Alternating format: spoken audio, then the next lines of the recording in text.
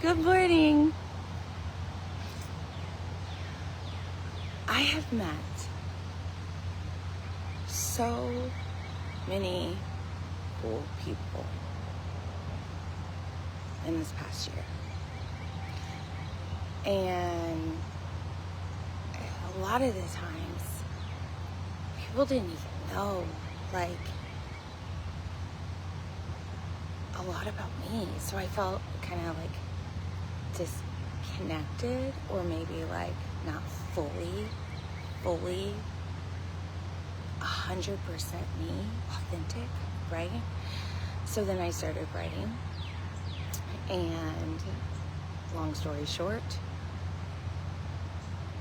went this past week, I'm really getting those mission outreach, hours in for my own. But I've been working on something and I want to share. And while I do this, and hopefully Kenny and Joyce will eventually see this so that they can do their exercises along with everyone else. We're just gonna multitask here. There's a lot that you have to cover for the wellness model, right? So much. There's categories. We must feed each one of those. You can call this your entertaining one. Just if you want to go, go. If not, I love you. And then I have to call Joyce and Kenny.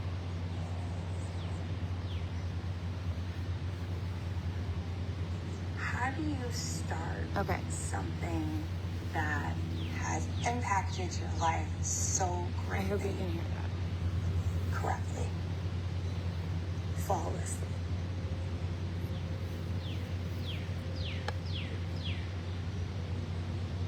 Oh.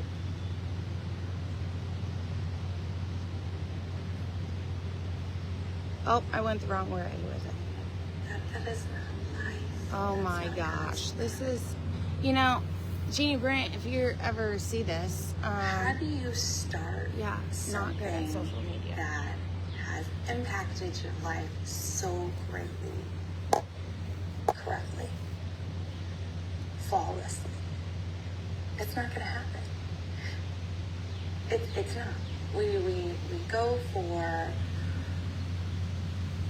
perfect, flawless. I'm learning that is not life. That's not God's way. He loves us for whatever we can provide, even if it's flawless. As long as you truly come with your heart, oh my gosh, that is what it's all about. I'm embracing this because for me, if it's not perfect, professional, put together, a systematic approach, there has to be a system, right? And if there's not a system, your girl gets lost. That might be the practitioner in me. I don't know. But what I'm saying is there's not a systematic way with this except through the Lord, through Christ. And I lost my relationship with Christ when I went to college. That is evident through some of my turmoil and times and maybe situations that I was in that may have been different if I had my whole heart open to God. But I was confused. There were things that happened in my earlier adolescence, so more of like 18, 19, 20, 21, 22, just some of the most vulnerable times. There was some hardship, and most recently, I found a book my sister had wrote. If you don't know, my sister, Kate Lowe's, passed away in 2016. Her story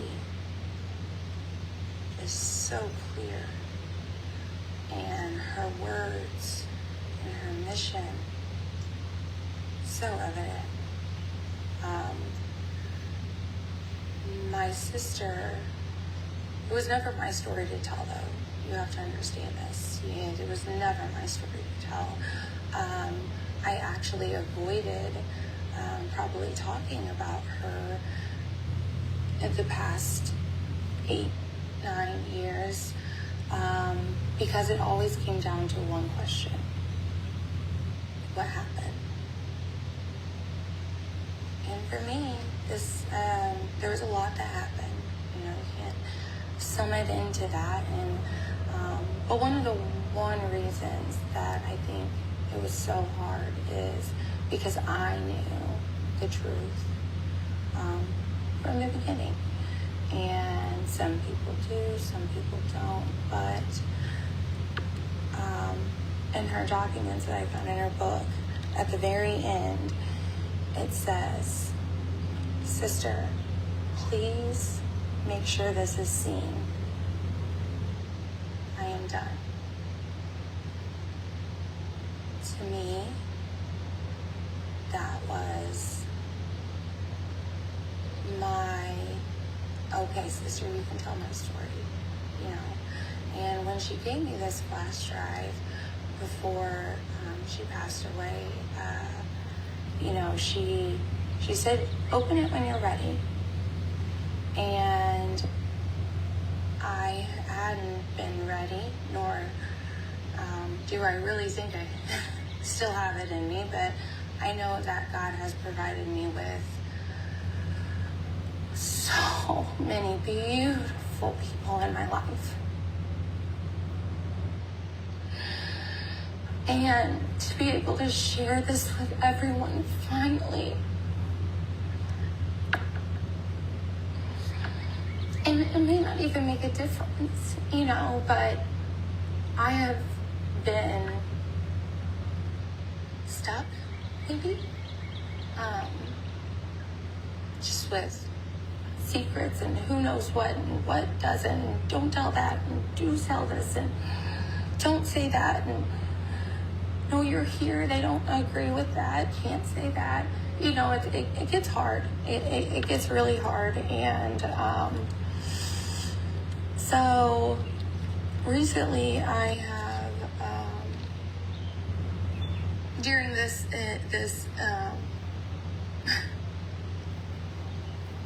during this experience, I guess you'd say, or finding, which was only doable through God's guidance again, because I just had this feeling, just had that in your chest. It was burning. And the one place that since my sister had passed away, that always I felt comfort, and I never knew why. I thought it was just because I was treating athletes, and that's something that made me happy, was my time at Lincoln Lane. When I was able to,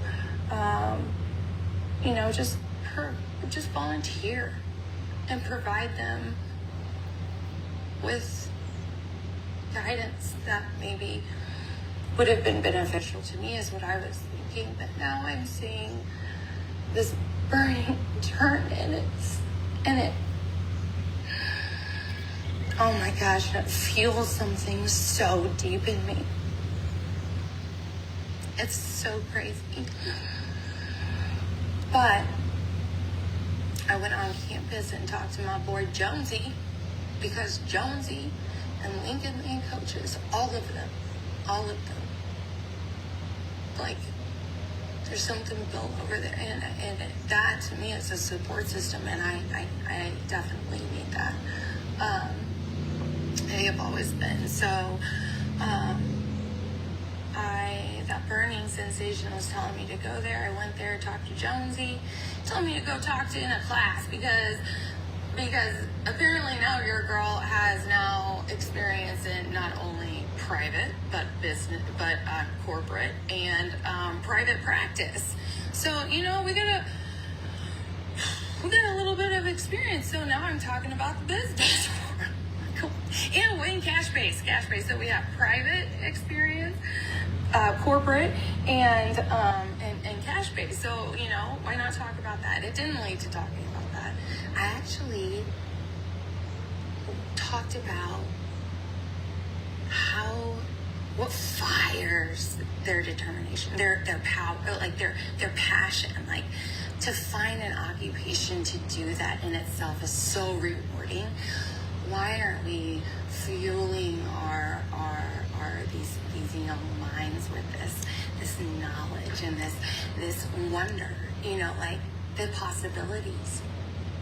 Guys, I just don't think they know like how beautiful they are. And I've seen it for years. These kids are glorious, they're magnificent. I see so much. Oh my gosh, it's such a gift. I don't see an athlete for what they can do. I see an athlete for who they can be, what they can become, not just in their sport, but in life and in God's light. Like, it's all making so much sense. But to do this, to have this, has come at some cost. Because I cry, and it's good tears, it's happy tears, but I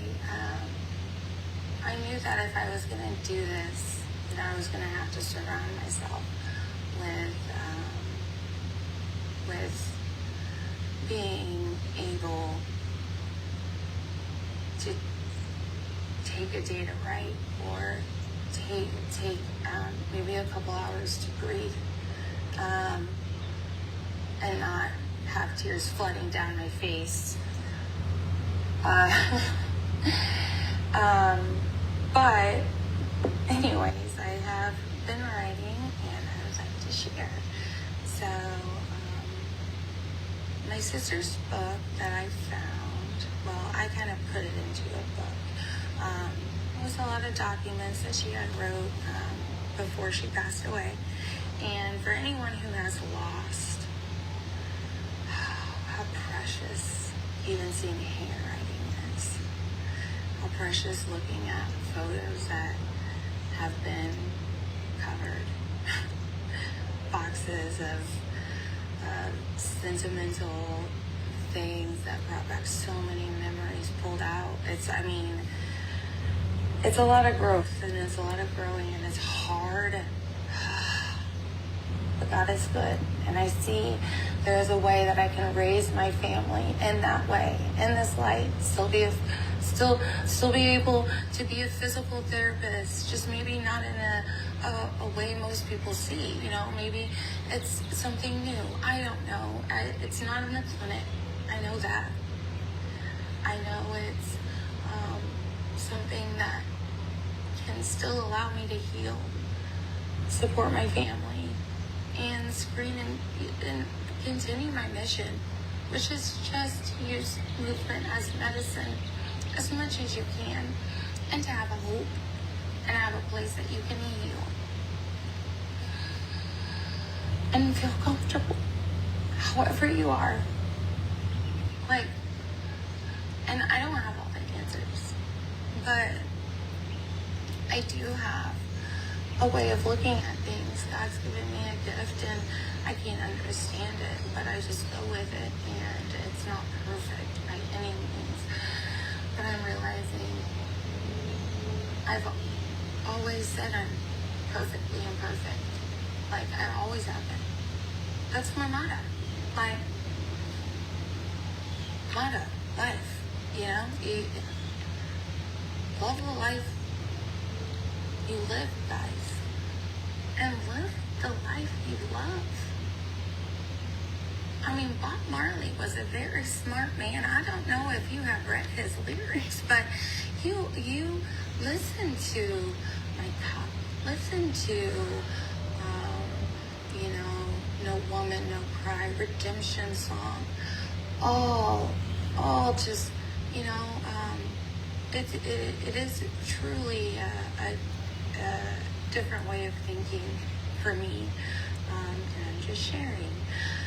So my life prayer these days, God grant me the serenity to accept the things I cannot change, the courage to change the things I can, and the wisdom to know the difference, living one day at a time, enjoying one moment at a time, accepting hardships as the pathway to peace, taking as he did the simple world as it is, not as I would have it, trusting that he will make things right if I surrender to his will, that I may be reasonably happy in this life and supremely happy with him forever.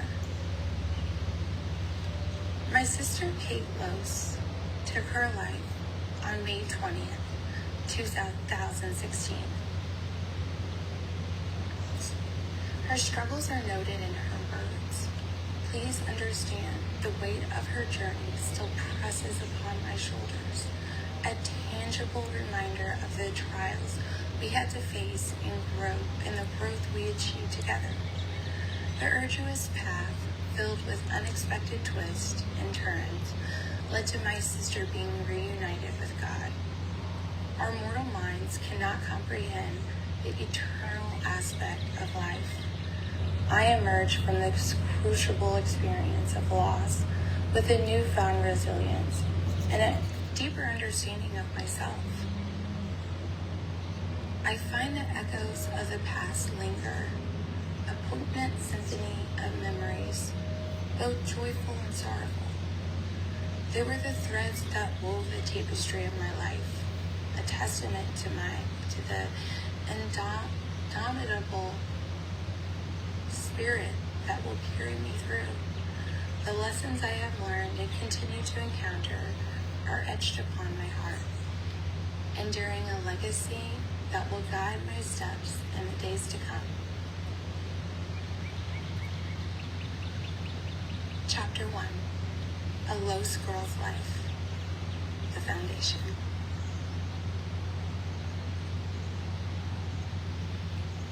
Chapter 1, A Lose Girl's Life, The Foundation. Oh, it's on repeat. Good. I understand that the epilogue to my sister's story is only the beginning to mine.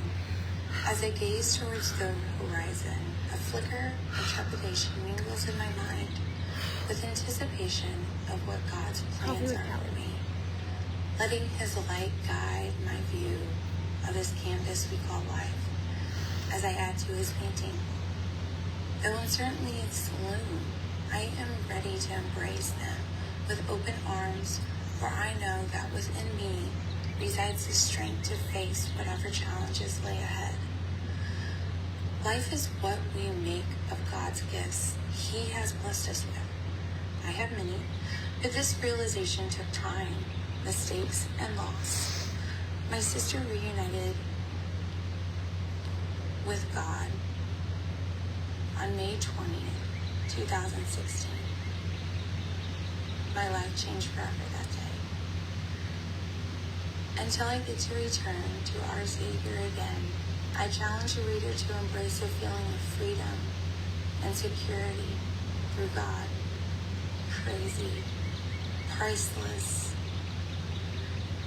Lord knows no way I'd be where I am today without his guidance. In loving memory of my sister. Eulogy 2016.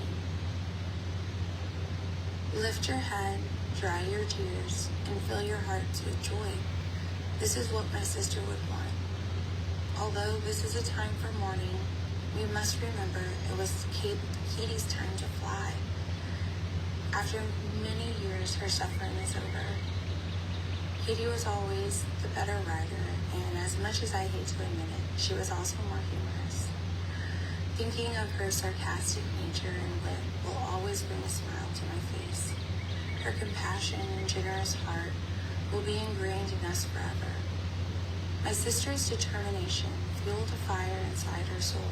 her whole life, whether it was on the basketball court, in a classroom, during clinical rotations, through physical therapy, following multiple surgeries, or convincing mom I volunteered to stand in front of the swing while Katie jumped off the swing over me, resulting in stitches in my lip. My sister was a fighter. Many people were familiar with her drive. Katie's dreams and aspirations were to become a doctor, not for the money or the occupational success, as she could say she was a doctor, but because more than anything, she wanted to help people.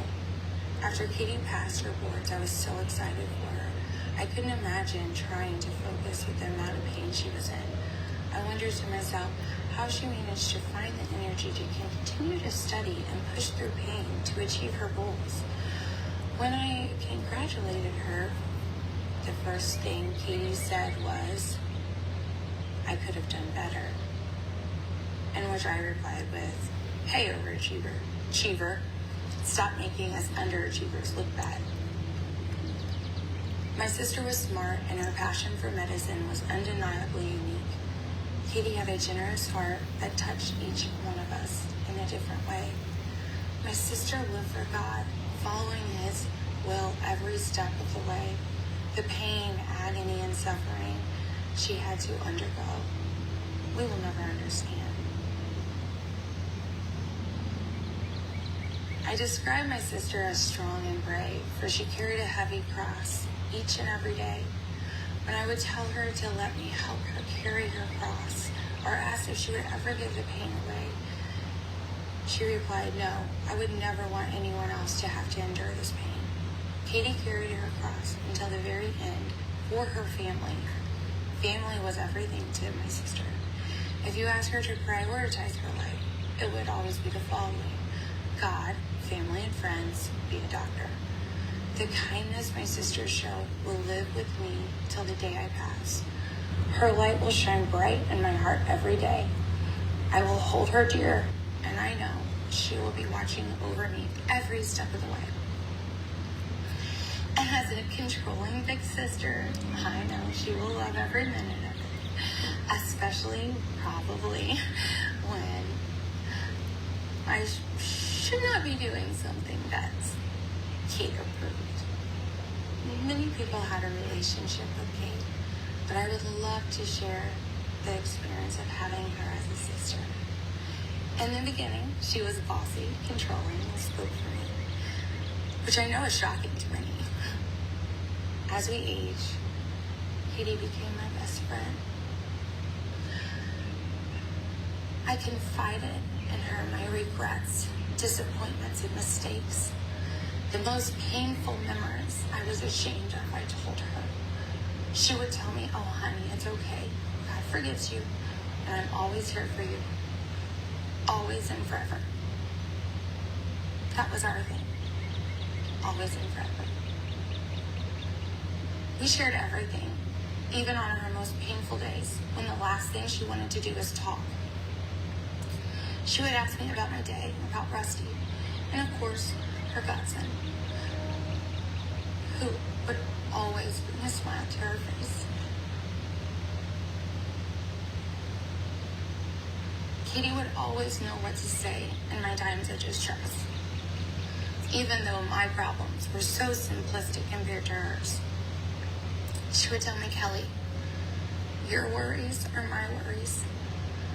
Let me listen and help." Her words were so soothing to my soul. Kitty always knew how to calm my hot-tempered nature when I got fired up. Some people ask why. Why did this happen to Kate? Why the pain? Why the suffering? I will tell you what I told my parents. Some people just belong by God's side, and my sister is one of those people. I will forever miss my sister. She is irreplaceable. My heart aches, but knowing my sister is at peace brings a smile to my face. Katie will make an excellent guardian angel. She already has. She will help so many people and continue to live her ultimate life goal. Now, she will live her dreams and aspirations for eternity. Always and forever, sister.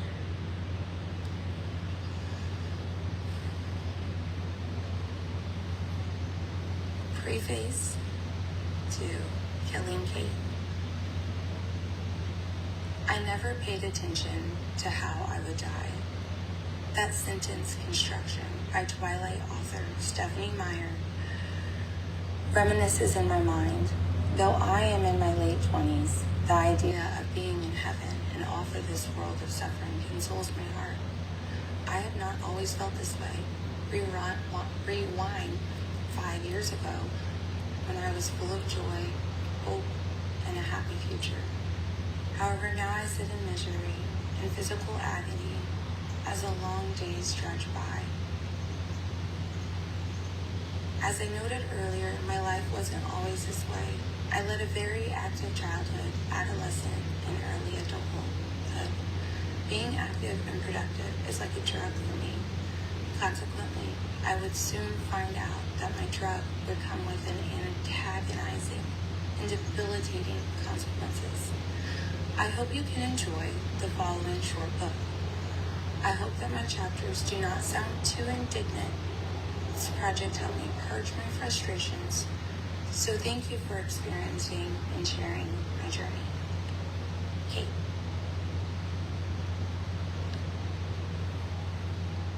The other side of the story. Inspired by her sister's passion, love, mission, and faith-filled words, even in her last hour of dismay. May I continue to grow and embark on the opportunities that lay ahead. I pray for God's guidance to be able to fight, to maintain an open mind, despite the many temptations to alter my understanding of your purpose. Lord, please give me the serenity, the wisdom, courage, and strength I need to do your will. In your name I pray. Amen. Yep, that turned into a prayer. Story of my life these days. Oh. Let me give the reader a little intro. It's stuck. My name is Kelly Newman. Not to be confused, Los blood courses thick through my circulatory system.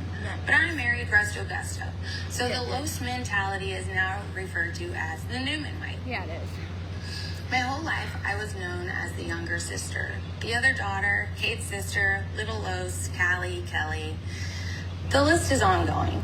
Striving to live up to my sister's impossible expectations for me and trying to keep up with the ongoing impossible list of my sister's rules and family regulations that, in my opinion, should have been color coordinated on a calendar to keep up with, especially in high school.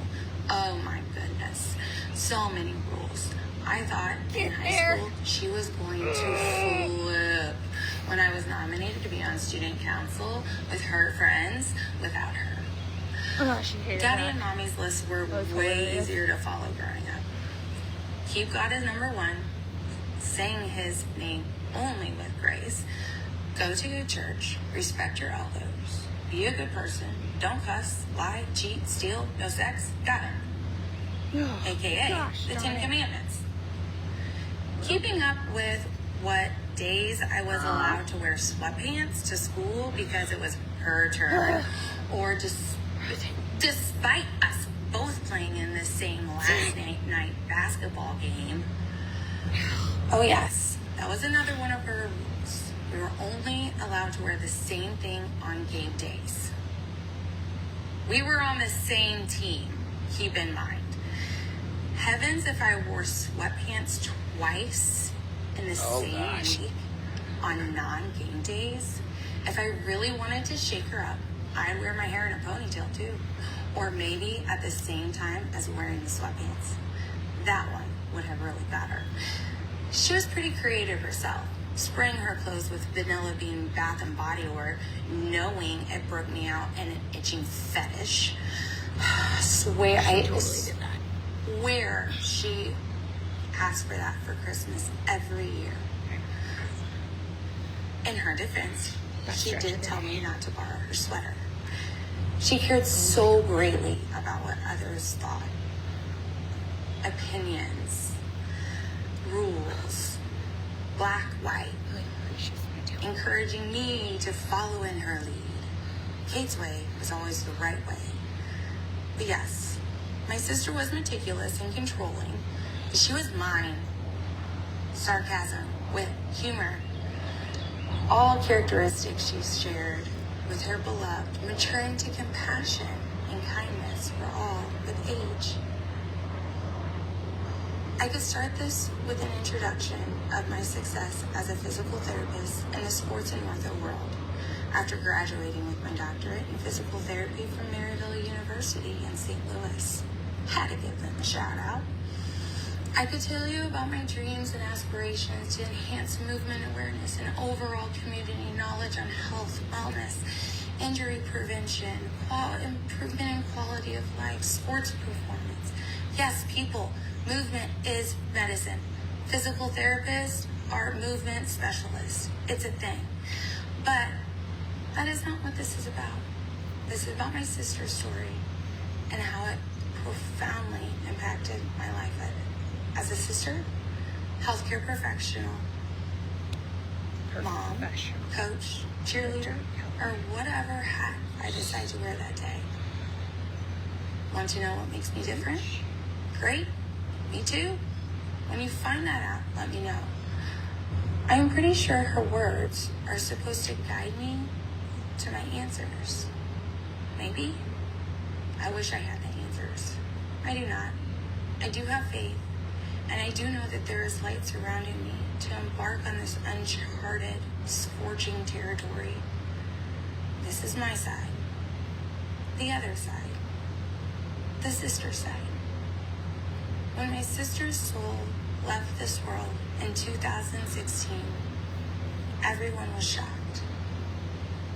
I was not. Oh, there's going to be a bad word. Death, Oh, died, oh, suicide. got it.